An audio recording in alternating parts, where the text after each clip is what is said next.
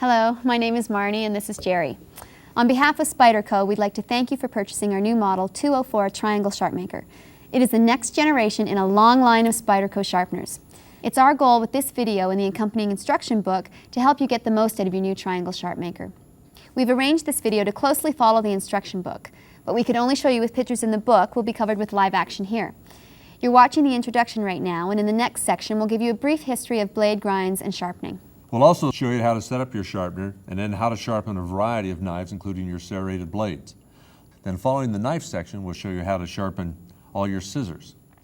When we're finished with scissors, we have a whole section on shop tools and then some oddball items such as nail clippers and potato peelers. And once we've shown you how to sharpen everything, we'll finish up by demonstrating how easy it is to clean the Sharpmaker. But now, to show us how to use the Sharpmaker, we're very fortunate to have the founder of Spyderco, as well as the head of Research and Development Department, Sal Glesser. Sal has been involved with the development of this sharpening system as well as all of Spyderco's sharpeners, and he's undoubtedly the best person to show us all how to get the most out of our Sharpmaker. So let me introduce Sal Glesser. Marnie, Hi, Jerry, Sal. Nice how you doing? Good to see you again. It's great to have you here to show us how to use this thing. Well, they said if I didn't do it, they'd take away my crayons. Sal, I'm really excited to learn how to use the Sharpmaker, but before we get started, could you give us a little history on where sharpening get started? Yeah, it'll take a couple of minutes to set up some stuff and we'll get right into it. Sounds Okay. good. Okay, the whole history of knives goes back a long way. Before we had fire, we were cutting things. So a knife is actually man's oldest tool. They started back in the Stone Age with using very hard rocks, essentially. This is a piece of flint, and the way they created the edge was by applying pressure with another rock and actually flaking off the pieces of flint. What you end up with is a sharp edge, which they used for cutting things. However, once the edge was gone, they had to go back to the knife maker and recreate the edge or sharpen it. And the way they sharpened it was the way they made the original knife, was by flaking off the extra rocks. But the sharpening of the knife was a critical part of even having one. Another example is here. These are from Kodiak Island in Alaska. They're predecessors to ulus. This is the cutting edge, and this is the way they were held. And they used them for skinning animals or scraping or cutting food. However, again, once the edge was gone, they needed a sharpening stone, and it's funny that these three pieces were all dug up together out of an old dig. And this, rather than flaking it, what they did is they used the harder stone to actually remove part of the slate, and so they created their edge this way. And the edge could be created up to a certain point, but the angle, which was very difficult to maintain, took a fair amount of skill. And even in modern days, we use natural stones. This is an Arkansas stone. It's a piece of novaculite, and it's quite hard. It's harder than any metal, and so they can use it to remove metal. But again, you still had to maintain your angle. So if you were sharpening this way, if you changed your angle even a little bit, it changed the edge, which made it even more difficult to try to maintain a consistent angle. So consistency became the goal. And about 150 years ago, people discovered that the inside of a crock pot, if you set your knife in there this way, you can see that the curve of the pot actually creates a consistent angle. And by running your knife on the inside of the pot, you could actually sharpen the edge consistently because the crock was harder than the steel, and you could actually create an edge. Now, this concept went a little bit further. A man named Louis Graves created a piece of porcelain, very much like this, only more modern, and the V shape is designed to maintain consistent angle control. And the way that's done is, if you were sharpening this way, let's turn that stone up a little bit, and now we keep the blade straight up and down. And the straight up and down visual is the way we maintain the control. Now, from the early 70s on, a whole slew of various kinds of V sharpeners came into production, eventually ending up with this. This is the Triangle Sharpmaker, the one that we produce, and it's probably the most sophisticated and the most versatile of the sharpeners on the market today. And again, the technique is keeping the blade straight up and down. And I'll show you how to do that in a few minutes. But it's the edge that we're concerned with a knife. Now there's a variety of different kinds of grinds that they'll use to create an edge. There's 4 basic grinds. One is called a hollow grind, and that's where they take your basic piece of steel and using 2 wheels they hollow out a portion. This is a hollow grind, and you can see where the steel is actually hollowed out on both sides. Oh, okay. And that's how you end up with an edge. A second type of edge would be called a flat grind, and that's where you start at the top and you just go straight to the edge. It's easier to see coming down one side and down the other. A third type, which isn't used much anymore, it's a double convex grind where you come around this way. Sometimes it's called an appleseed grind because of the actual shape. Back in Japan, they used to call it hamaguri-ba, 800 AD. That's how far back this goes. But in all cases, what you're trying to do is get to the edge. There's another type that's been used quite a bit. Recently, they call it a chisel grind, but this has again been around for many years. You'll notice that on one side it's flat or sometimes even a little hollow, Right. and the other side it's actually comes in this way. So you have the grind is just on one side. So what's the point of having different grinds? They're just different ways of getting to the edge. In the case of a chopping tool, that's where you would want that appleseed grind, like on a hatchet. You'll find most hatchets are done that way so you can have a lot of meat behind the cutting edge so it doesn't break down. Okay. The hollow grind and the flat grind are the most common used today. They're just two different solutions to the same problem, almost like Fords and Chevys. They have 2 different advantages. And the advantage of a chisel grind or a kataba grind is that when you're cutting food, this part gets right up to the part you're cutting, and this part throws the food off to the side. Oh, okay. So, but in all cases, what we're trying to do is create a very sharp edge. And what I'm going to do next is show you how to use this tool on a knife to create a sharp edge. I think most of us think a knife is just a knife. I know, it's amazing. Yeah, it is until it goes dull, and then you throw it away and go get another one, right? With this tool, you can actually make the knife sharper than it was when it was new. Is that right? And it's quite simple to do because of the angle control that started back here with the crock pot. Let me show you how this thing works and what it's all about. This is the lid. Everything is contained. There's 4 stones. There's 2 coarse stones. I'll explain those in a minute. There's 2 fine stones. Now, the easiest way to remove these is to grab the stone and just pop it out. Okay. And then these are the safety guards. Now, the stones come in coarse and they come in fine. They have corners and they have flats, and we're going to use all 4 of those surfaces. So as I go through those, I'll show you. These are brass safety guards, and we always want to make sure to use the safety guards. These will go right in here like this, and your stones will fit right in here. Now your stones can go in either with the flat side facing each other or with the corners facing each other. And there's other positions as well. The reason this works so well is because they're so hard. And I'd just like to give you an example of just how hard they really are.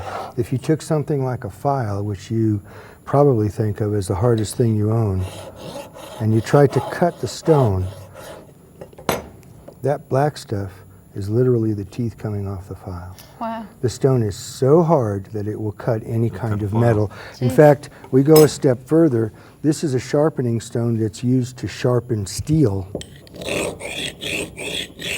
And you can see that our stone is actually considerably harder than this. This is a man-made stone. It's technically a synthetic sapphire, and it can be used to cut any type of metal. Now we're going to use 4 different steps or grits in order to get the knife sharp, and just because it's faster. Okay. The first position that we use is the 2 corners of the gray stones. Now these don't leave a very good edge, but they're quite rough, and they remove the excess metal. So what happens when a knife goes dull is that you've actually removed the edge and rounded it. And now we're going to remove metal on both sides until we restore that actual edge. Okay. Now these will wear. This is a utility stone, and they will eventually wear. In fact, when they have a little bit of wear on them, they actually will cut faster. So when I get a new set home, or what you should do when you get your set home, is take one corner, like the one opposite the groove, and just rub it alongside the other one just to crack the surface. Okay. Once the surface is cracked, you'll find that it actually start cuts sharpening. faster.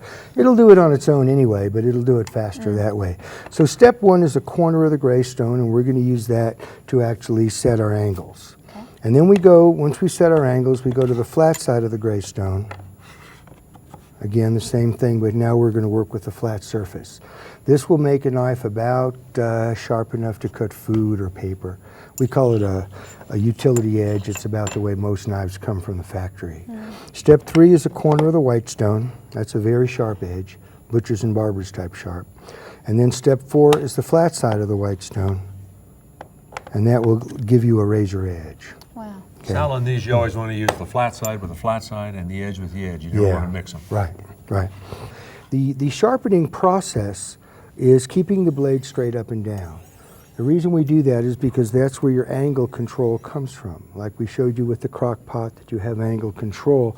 Imagine if you were sharpening a knife, it's difficult to see what that angle may be, but if we turn the stone up so that the angle corresponds to straight up and down, and now you've got a visual control over that position.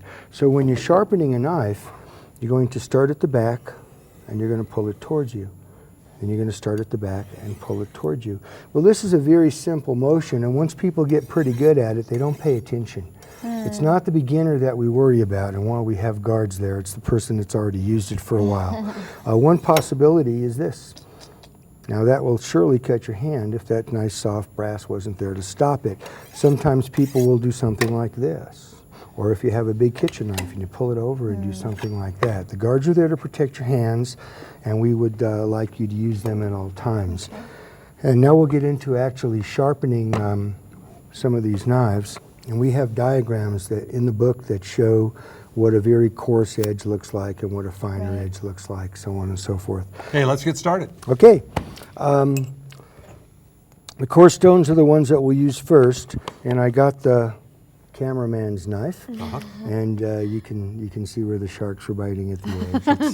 So we'll make it sharp. It's not very sharp now, but we'll make it sharp. With the sharpener a little below your waist works the easiest. Thumb on top of the blade, and what we're going to do is keep the blade straight up and down.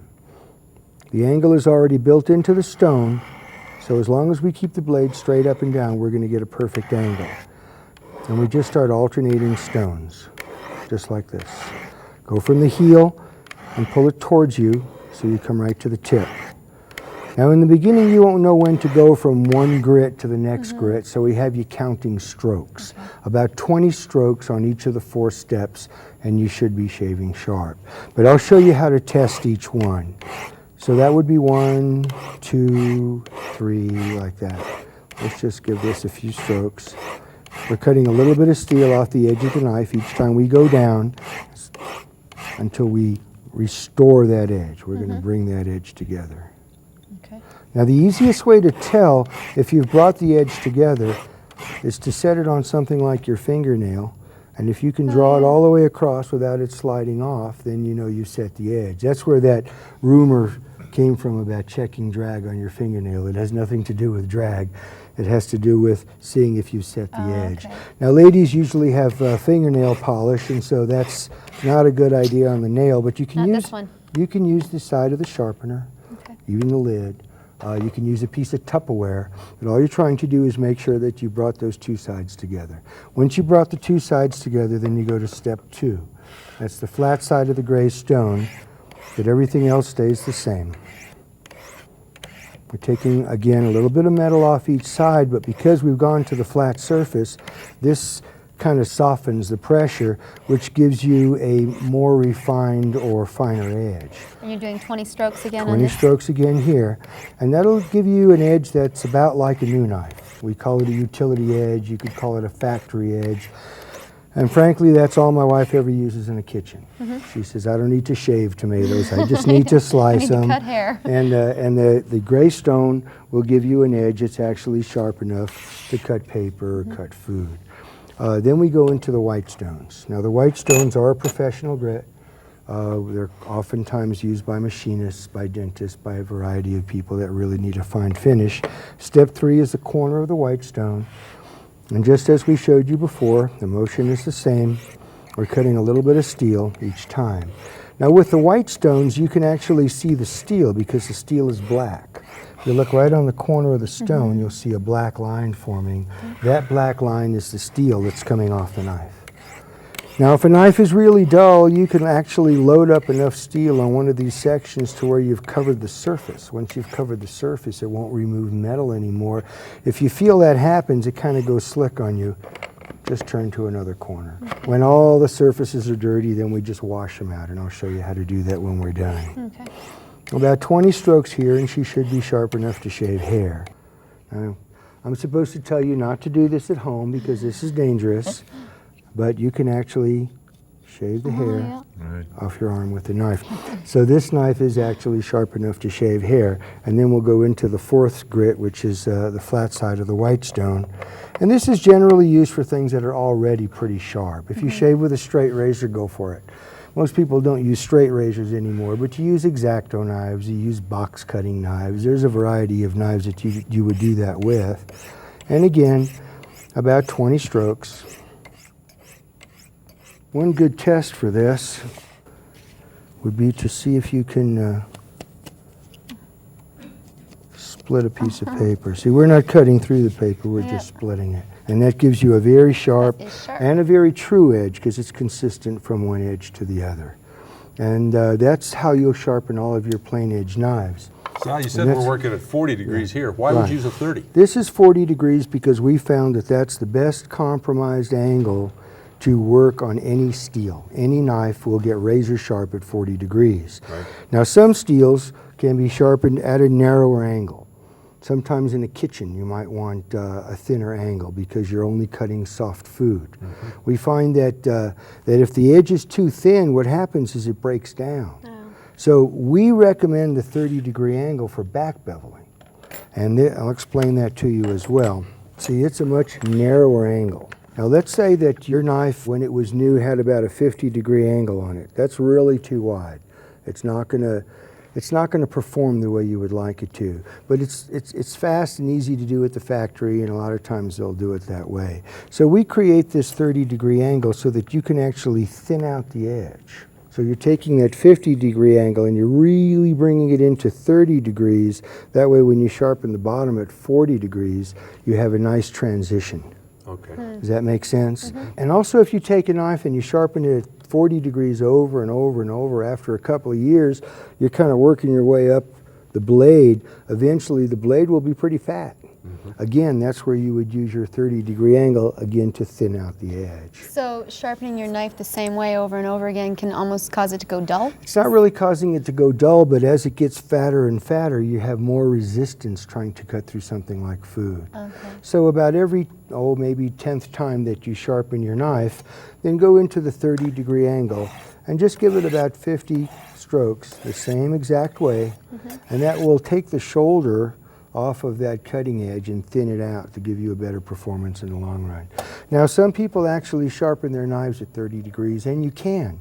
It produces a very sharp edge, what they call scary sharp.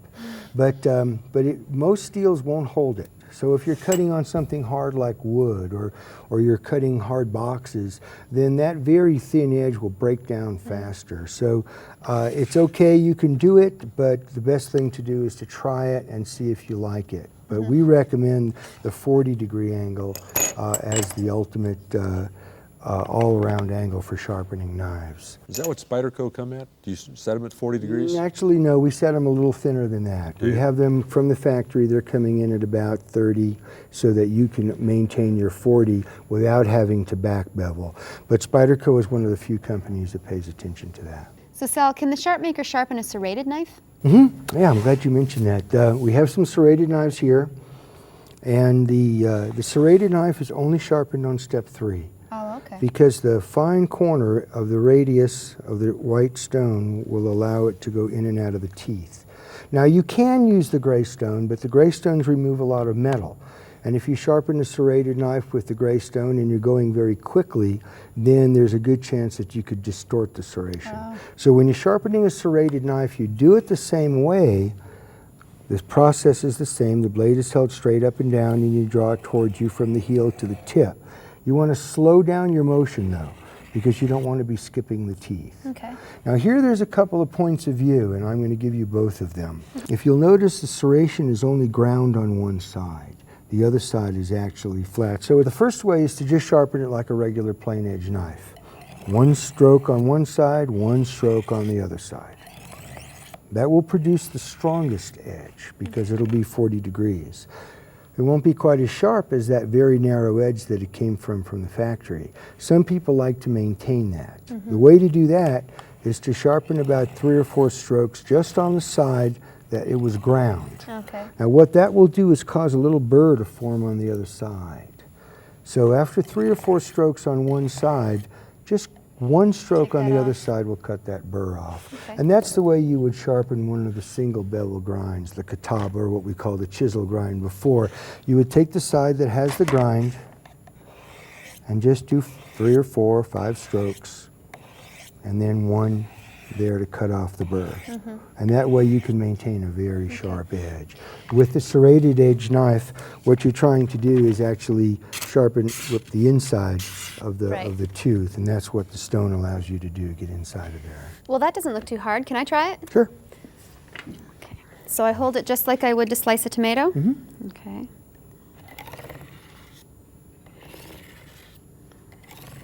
Is this right? A little slower. There you go. You're right, this is You're an easy. expert. Wow. Great, thanks. Sharp. Sal, I've got a flexible knife I use for filleting fish. Will the Sharpmaker handle something like that? Does a good job. This is a fillet knife. It's quite flexible. With flexible knives, we just use the corners of the stones. Because the knife is flexible, it's pretty hard to stay on the flat surface. Okay. So you would use step 1 just to set your edge like you would with normal knife. And as you apply pressure, make sure to stay even on the edge. So when you get down to that edge, you have to kind of apply a little more pressure to one side. How much pressure do you apply? It's about 3 pounds, but you'll actually feel it. It's Just enough something. you've got drag? Yeah, you'll learn to feel it. It takes about 4 or 5 knives to get the hang of the tool. After you've taken probably 4 knives from step 1 all the way through to step 4, then the motion will become easier. The straight up and down will become easier, and then handling something like this is just a matter of making sure you've got pressure right out to the tip, because it's the very tip of the knife that you want to have very sharp. It doesn't take a lot of pressure. You're not trying to muscle your way through it. Pressing harder doesn't make it sharpen faster. So there is an optimum pressure, and that we find most people get that down pretty good. Okay. Good. I've had that knife for a long time, and it just gets duller, but I hate to throw it away. No, That's good information. I'm sure you can make it sharper than it was when it was new, and get a lot more use out of it. Okay, Sal, now I have a good one for you. I have an electric knife that just gnaws instead of slices. Can the Sharpmaker handle that? Yeah, again, it's a serrated knife. This is an electric knife, and if you'll look at them closely, you'll find they come apart. Okay. So So what they were we- meant to be sharpened? Right.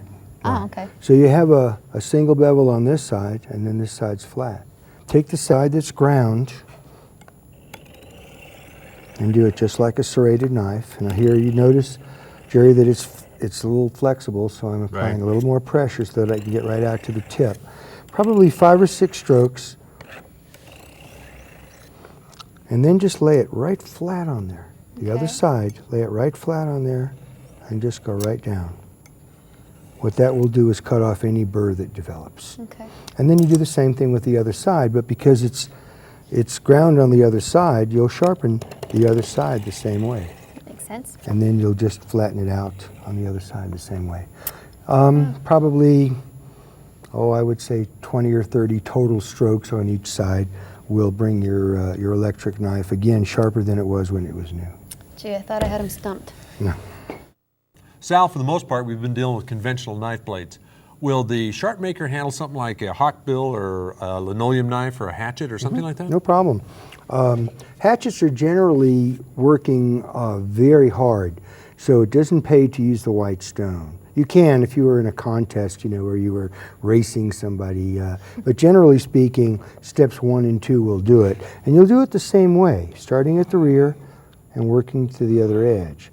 And again, I would use the corner of the stone until it'll catch your nail or catch the side of the sharpener, and then you go to the flat side of the stone and just continue on the flat side of the gray stone until it'll cut a piece of paper. Okay. That's about as sharp as you're going to want to hatch it, because it's you start hitting wood, that very fine edge breaks down very quickly. For a hawkbill, this is one of the few sharpeners around that will do it, and this one is serrated, so I'm only going to use step 3, but if you're using a plain edge hawkbill, then you would use step 1 and 3 only. All right. Because you're working an inside curve, and so it really doesn't pay to use a flat surface. And you would do it the same way. Notice a little bit of twist at the wrist, just so that I can get the tip. Right. If you were doing a hunting knife, for example, that had a belly like that, and you were doing it the same way, then you might do a little twist up the other way. Okay. But with a linoleum knife or any of those odd knives that have that inside curve, then the corners of the stones would be the way to do that. Sal, I'm really impressed with the versatility of the Sharpmaker system. I think I could probably sharpen most of these knives myself now. I really appreciate this. No problem, you're welcome. Okay, Sal, you said that the Sharpmaker can handle scissors, so I brought along several different kinds. Some ordinary scissors, some pinking shears, and some thinning shears that my hairdresser asked me to bring along. Sal also brought a pair of tin snips. Can we handle those too? Sure, no problem. Let's start with the ordinary ones. Okay, if you look at the end of the tool, you'll see another hole is there. This is designed to handle a triangle, and if you look, there's an angle set there at 12.5 degrees. You only use 1 stone. Basically show you how we do this. And you would use steps 1, 2, 3, and 4 just like you do with your regular knives. I'm only going to use step 4 here just to show you how it works. Remember, with knives we kept the blade straight up and down. Yeah. Well, the same thing here with scissors. We're going to keep the blade straight up and down. Bring the tool to the edge of the table. That way you're not going to stab the table. And just as you do with a knife, go from the heel right to the tip. Okay. Over and over. And both sides would be done the same way. Just turn it over. The other shear blade is exactly the same. Just do it the same way. Now, while you're sharpening just on one side, as we did with our kitchen knives, it's possible to develop a little burr. Now, a lot of people just close the scissor and that cuts off the burr, and that's okay. However, if you want to get a little more specific, if you lay the blade right on top of the stone, and just cut the burr off. And just do that once? Well, once or twice. Okay. Yeah, as long as the stone is flat up against the shear. You don't want to be turning it up this way, or you're going to just take that edge right off. And tin snips would be done exactly the same way. This, the blade is held straight up and down and drawn across the stone from the heel to the tip. Both sides are done the same way, just like you do your shears. And there you may or may not want to take off the burr. Again, the choice is yours. Most people like to check them on a piece of paper. See if you can just do that. That's the normal test. One of the tests that I like to use is take a piece of felt, pull it apart, and you get a really fine fuzz. If a shear is very sharp, you should be able to trim that fuzz quite easily. And you know your shear is sharp. For thinning shears, yeah, if you can sharpen those, my hairdresser will love you. I don't know how you're going to get all those individual little forks. You don't do it that way. There's two cutting edges. One has a little fork that doesn't do any cutting. Oh. That just grabs the hair to keep it from sliding out. Okay. This is the only side that you do your sharpening on. Oh. And you do that just on the flat surface. If you use the corner of the stone, it'll go in between, and that's not what you want. So you just use the flat side of the gray stone to set up the edge, and then you use the flat side of the white stone exactly the same way. Just from the heel to the tip and just coming right across. Okay. And again, you can deburr using the same method of laying it flat and and then just coming right across. Okay. Now pinking shears are a little different. Yeah, those pinking shears are so dull. They just gnaw the material instead of cutting it. It's possible to put the stones right there. Oh. And this is higher than the top of the handle. Now with a pinking shear, you've got a flat surface on the bottom of both sides. Okay. That flat surface is laid right across the top. And just keeping it straight up and down, come right across from the heel right to the tip. Okay. And again, both sides are done just like you do your regular shears. Now I usually use the gray stones until they're sharp enough to cut a piece of paper. Just continue sharpening on the gray stone until they'll cut paper. And then I go into the white stone, and I use the white stone until they'll cut a piece of felt or silk, something really hard to cut. Now there are some shears that have a very thin angle, whereas most shears would be set at 12.5 degrees. A pair of professional barber shears, for example, will generally be sharpened at a much thinner angle. So rather than keeping the blade straight up and down as you would for a regular shear, you kind of lay it over until you find that angle, and then just sharpen along that angle the same way that you would a regular shear. And again, you would deburr the inside the same way that you lay would. it flat. Right. So you have to do that kind of by feel to find the flat Yeah, spot in but the blade. normally it's a pretty wide angle, so it's easier to find. Geez, this is great. We're learning a lot. Sal, before we get started on the shop tools, this is an old razor my dad had, a straight edge. Can we sharpen something like this? Sure. A little bit of education here, so let's show you how it works. The little hook at the back is so that you can hold it this way. Now it's generally these 3 fingers and your thumb that are working the blade. The handle just kind of out there. It allows you to get to all the little areas that you need to. Okay. The only purpose of the handle is to protect the edge. And when you get one of these sharp, you don't touch them. And I'll explain why in a minute. If you look at it closely, you'll see that there's that hollow ground we talked about earlier. The spine of the razor is thicker so that when you lay it down, the angle created by the thicker spine is perfect at the edge. So when you're sharpening, you're actually leading with the cutting edge like this. You always lead with that cutting edge. You go back and forth, laying it flat until you get a pretty good edge, something that'll shave hair off your arm, for example. Okay. But at that point, it really won't do a good job on hair on your face. You have to strop it. And in the stropping process, what you do is you take the softer steel that this is made out of, and you bring that burr out. And that's done using a leather strop. Some people will use a fiberglass or various types of strops are made, but I always prefer leather. And you strop the opposite way that you sharpen. You trail with the cutting edge. And what you're doing each stroke is you're pulling out a little bit of that burr. Now under a microscope, that burr might look like a briar patch, but that's what works the best when you're shaving. But because it's a very, very thin burr, if you were to touch it, for example, with your finger, you would bend it over and you'd have to go back to square one, even if you break it off. Okay, now that it's sharp, how am I going to test it without having to actually shave with it? Tomorrow morning. We'll see what happens. That's the way to do it. Hey, thank you. Well, if you two are ready, let's round up some shop tools and get to work. Can we start with the chisel? Sure. In fact, chisels and planer blades are very similar, so let's work with the 2 of them together. You have a flat surface on the bottom, and then that single bevel on one side. And that's what they referred to earlier as that chisel grind on a knife. That wasn't really a chisel grind, it's because of this. Now generally, we'll work the area on the bottom. There's 2 little slots in the bottom of the sharpener, and the stones will fit right in there. And that gives you a larger flat surface. The first thing you want to do with a chisel or a planer blade is flatten the bottom. And this doesn't require any special technique. It's just a matter of going across the stones until you've taken all the burrs and everything off the bottom. Then what you're going to do is reproduce that angle like there, and then from one side to the other, actually go across and sharpen the entire blade. Now we have another way of doing that. You can actually put the guards in, and whether or not this is easier for you, it depends on which you prefer. But here you can actually do it the same way. And with a planer blade, you would do it the same way. You would first clean up the bottom so there's no burrs and you've got a nice flat surface on the bottom. Match your angle, go from corner to corner.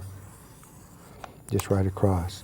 Now I start with the gray stones and I continue using the gray stones until, like pinking shears, they'll cut a piece of paper, and then I'll use the white stones until they'll shave hair. Nice clean edge is what you want. It just makes it a lot easier to do the job. That looks great. My dad's a woodworker. Would this sharpen a wood gouge? Yeah, you can do wood gouges as well. And here we've even found some other tricks that we've learned from some of our customers. We've got the little grooves there that we use for hooks. I'll show you that later. But on something like a round gouge, for example, the corner of the gouge can be placed in the groove, and you can rotate all the way around. The inside of the corner is what you would use to go inside and clean up any burr that might have developed there. I've been using a belt sander for wood gouges, so I don't need to do that anymore. Well, a belt sander takes off a lot of metal and Yeah. sometimes makes it hot. You get it too hot, you change the heat treat to the edge. How about things like paddle bits, wire cutters, or router bits? Okay, let's get into those. Now remember I showed you the material is very hard. It's capable of cutting any type of metal. Here in a situation like that, you would use it as a file. For example, on a paddle bit, the area that you're going to sharpen is here and here. Those are the areas that do the cutting. Now it won't cut your skin, it's just too smooth. So you can actually use your finger as a guide to maintain an angle, or you can slip it into a vise and tighten it up and just do it that way. Just continue stroking until you've got your edge. Do all 4 strokes. Some people also like to get the tip. This one doesn't have a really sharp tip. It just oftentimes will come so that it just comes together without having a point, and you can actually just create a point on there as well. On a router bit, I like to use the tool just because it makes it, the base with the tool, just because it makes it a little easier to work with. Sometimes they'll be just like this. Sometimes they'll have a little roller. In the case of a roller, remove the wheel. And you would just lay the flute right over the top. Now these things oftentimes are grimy with all kinds of wood pitch. We found that ammonia will clean the wood pitch off. They'll come out clean as new. So just get a little jar of ammonia, throw your router bits in, let them sit in there for a few hours, and they'll come out clean. Otherwise you're just going to clog up the stone with the pitch. And lay it right over the side, sharpen it while watching television. It doesn't require a whole lot of effort. Just lay the flute right over the side of the stone, keep it flat, and go back and forth. Naturally, you would do both sides. How about something like screwdrivers? Screwdrivers, well, screwdrivers don't need to be sharpened, but what happens is that when you're working with screws, oftentimes they'll bend or they'll lose their shape. They just change. Okay. And again, using your vise, lock them into position, and using the tool as a file, just get right inside the groove and clean off all the burrs that are built up inside. With a flat edge screwdriver, the same method works, but you're not trying to get inside the Phillips part of the burr. You're just trying to, again, clean up the area here. So just flat across the top is all you're after. Oh, okay. And just continue to do that until it's the shape that you want. Hey, Sal, the screwdrivers look great. Now I won't have to throw them away for another 5 years. Okay, now I have another one for you, Sal. Well, you mentioned wire cutters as well. Let me okay. get those as well. Here again, you've got a very hard stone, you've got a very hard piece of steel, but the stone is harder. The area that you're going to sharpen is inside here and inside here, the same as you'd use for a cuticle nipper, for example. By using your finger as a guide, it's possible to maintain a consistent angle because it won't cut your skin. And you want to make it sharp enough to cut a piece of paper. Hey Sal, the other day I was at my dentist's and he was telling me he was looking for a better way to sharpen his dental tools. I told him that I would be working with you in the Sharpmaker, and he was wondering if the Sharpmaker would be able to sharpen dental tools. Yes, actually we sell quite a few ceramic stones to dentists. They're not always in this shape. We have a variety of different shapes that we produce, but with your dental tools you're going to be using the stone as a file and you're going to be using your finger as a guide, so that you would set the angle and your finger in position and just go down the stone. It's better to go just in one direction, leading with the cutting edge, because you're less likely to be rocking it than if you go back and forth. Any of the surfaces will work. Some dentists prefer the fine stone, some dentists prefer the coarse stone, so they'll actually have to try both to see. A chisel would be that way, something, or a scaler, something like an Explorer, you would use a little groove in the side of the stone and just handheld and rotate. Okay. You want to get as much a rotation as you can all the way around. These are used for exploring, and so they're not really poking and scraping so much as they are just checking out things. Sal, if we're doing pointed tools like this, can we do awls, darts, needles? Yeah, and I've got some examples here. There I prefer to use the base because, again, we're looking for consistency, and by using the hole there, for example, with a dart, you can keep it straight up and down just like you do with a knife as you rotate it. And that will give you a nice concentric point. And every time you go back, it'll be consistent. The same would apply to an awl. Just make sure to rotate it as you sharpen it, and you'll get a nice clean edge. Now, this is a carbide scribe, but remember the stone is harder than carbide, and you can actually sharpen your carbide scribes using the same method. Now, you have some oddball items on here like clippers, potato peeler, cuticle clippers. How do you sharpen those? In each case, you're going to use the tool, the stone as a file, and you're going to just work with the cutting edge. The cutting edge is there. Now you can keep it opened and work with your fingers on both sides, going back and forth, which will get both sides. Or occasionally I'll just work it closed. Put your finger on both sides and do the same thing. It doesn't take too much. These are not really hard steels. But the best way, again, is to see if you can cut a hair or a little piece of paper. Nails are pretty hard. If it'll cut paper or hair, it'll cut anything. A cuticle nipper the same way. You've got an angle there, you've got an angle there. Use your finger as a guide and just maintain your angle. 3 or 4 strokes. Same thing on the other side. Just 3 or 4 strokes. It usually doesn't take much to clean these up because you're going to maintain them. They work, most tools work best, all tools work best when they're sharp. And the longer you keep them sharp, the better off you are. Now this is an oddball that most people have, and they're very inexpensively made. So they don't come nearly as sharp new as they could be, which is kind of a shame because it's quite an invention. But here you have 2 blades that are coming together. They're ground from the top, and that's usually where they stop. So more often than not, there's a little burr on the inside. So the first thing you want to do is get the stone up on the inside and just go back and forth like that about 5 or 6 times, and that'll cut off the burr. And then just holding it like you were peeling a carrot from the heel to the tip, just sharpens both sides at the same time. And they get very sharp. You'll feel the difference right away. It's a great tool. It's a shame they don't really take them to the limit. Sal, it looks like the Sharpmaker can just about sharpen anything we ever want. Yeah, we've learned a lot today. You want to do the hooks? Sure. That'd be great. Okay, there's different kinds of hooks. The very large hooks that they're using for deep sea fishing have a cutting edge here as well as the point. And so getting in there and actually creating a sharp edge here is part of what you're looking for. The point itself is done in the little groove in the stone, and that can be just back and forth. Now if you're working with a very small hook, fly hook or something like this, the groove is actually too large to create the kind of a point you're looking for. So you put the 2 stones together, and then right in the area between the 2 stones, that's where you'll sharpen that. They come down to infinity, and you'll get a very, very sharp point. Great. So Sal, what about the care and feeding of the Sharpmaker? How do you clean it? Well, it doesn't require a lot of maintenance. There's not much that you can do to it. You're putting steel into the stone while you're sharpening. The only real maintenance is to remove the steel from the stones. Come here, I'll show you what I mean.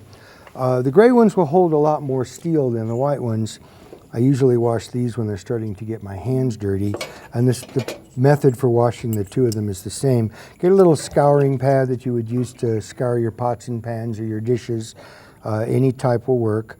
Little cleanser, abrasive cleanser, again, any type will work, and just simply scrub back and forth until the steel comes out. You can also put them in a dishwasher. You can put them in an autoclave. You can put them in an ultrasonic. That's what the dentists use. Anything that will clean the steel out will work. And just a cleaning and rinse them out, dry them, and go right back to your sharpening. That's the only maintenance required. No oil or water when you're using them, so it's a nice clean system. Great. Let me show you how to put this thing back together.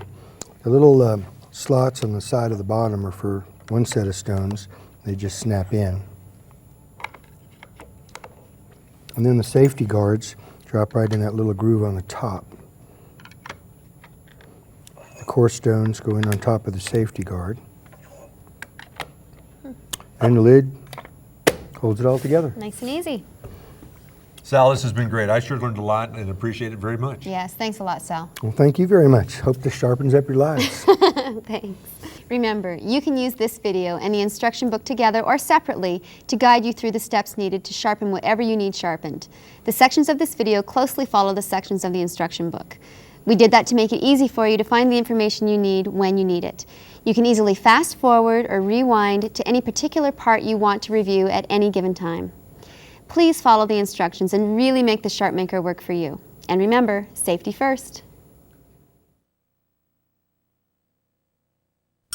Spyderco, for life's everyday adventures. Spyderco easy-to-open pocket cutlery, so easy to use. Spyderco kitchen cutlery, exceptional cutting performance. Spyderco cutting tools with the trademark round hole. Ideal tools for the human adventure. Spyderco, crafted for life. Spyderco, pocket knives for life's everyday adventures.